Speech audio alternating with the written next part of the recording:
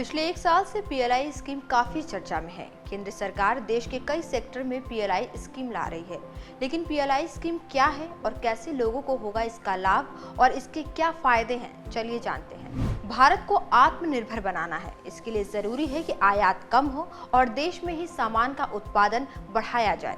देश में मैन्युफैक्चरिंग को बढ़ावा देने और वर्क फोर्स को रोजगार से जोड़ने के लिए केंद्र सरकार ने कई अलग अलग सेक्टर में पीएलआई स्कीम यानी प्रोडक्शन लिंक्ड इंसेंटिव स्कीम की शुरुआत की है। घरेलू मैन्युफैक्चरिंग को बढ़ावा देने और आयात बिलों में कटौती करने के लिए मार्च 2020 में पीएलआई योजना शुरू की गई, जिसका उद्देश्य घरेलू इकाइयों में निर्मित उत्पादों की बिक्री में वृद्धि पर कंपनियों को प्रोत्साहन देना है। देश में पीएलआई स्कीम के लिए 13 क्षेत्रों का चुनाव किया गया है। इसमें ऑटोमोबाइल, लैपटॉप, मोबाइल फोन और दूरसंचार उपकरण, व्हाइट गुड इंडस्ट्री, रासायनिक सेल, टेक्सटाइल, फूड प्रोडक्शन सहित आईटी हार्डवेयर जैसे क्षेत्र शामिल हैं।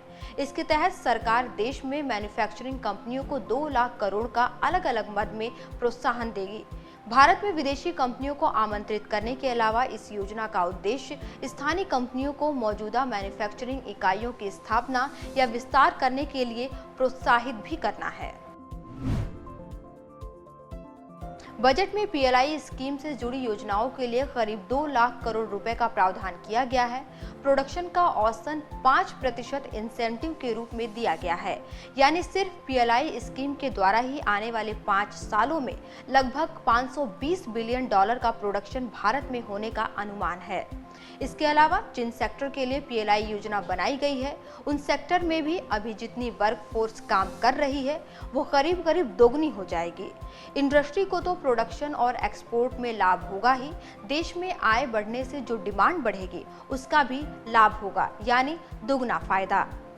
वहीं इस स्कीम का एक व्यापक असर देश की एमएसएमई सेक्टर पर होने वाला है।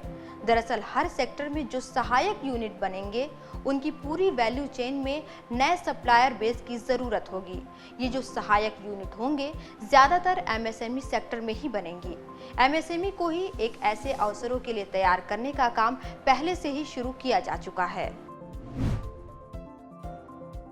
पीएलआई योजना भारत में इकाइयों को स्थापित करने के लिए विदेशी कंपनियों को आमंत्रित करेगी। हमारी दवाइयां, वैक्सीन, गाड़ियां, फोन आदि हमारे देश में ही बने, इस दिशा में पीएलआई स्कीम बड़ा कदम माना जा रहा है।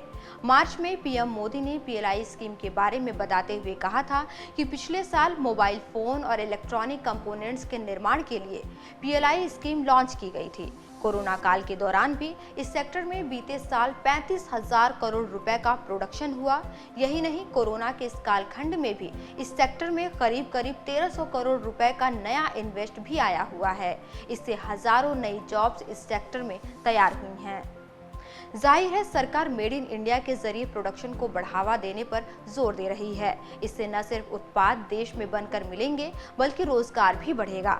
खास बात यह है कि पीएलआई स्कीम के तहत कई क्षेत्र ग्रामीण इलाकों और छोटे शहरों पर फोकस कर रहे हैं। टेक्सटाइल और फूड प्रोसेसिंग का क्षेत्र ऐसा ही है। इस वीडियो में फिलहाल के लिए इतना ही। देखते रहिए PBNS।